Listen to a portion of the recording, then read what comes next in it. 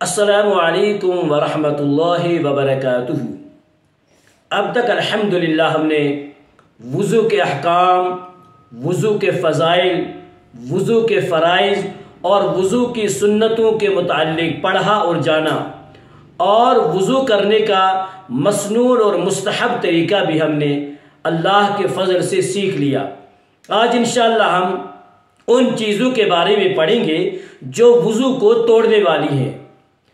انہیں نواقض وضو کہتے ہیں، یعنی وضو کو توڑنے والی چیزیں۔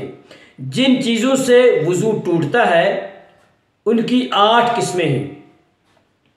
نمبر 1، پاخانہ یا پیشاب کرنا یا ان دونوں راستوں سے کسی اور چیز کا نکلنا۔ نمبر 2، ریح یعنی ہوا کا خارج ہو جانا۔ نمبر 3، بدن کے کسی مقام سے خون یا پیپ کا نکل کر اپنی جگہ سے بہہ جانا۔ نمبر 4، منہ بھر کے قے کرنا۔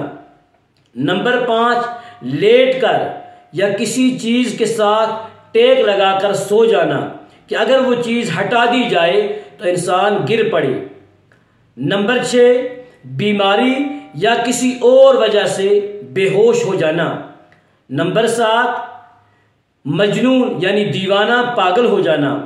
نمبر 8، نماز میں کہکہا مار کر ہنسنا، کھلکھلا کر ہنسنا۔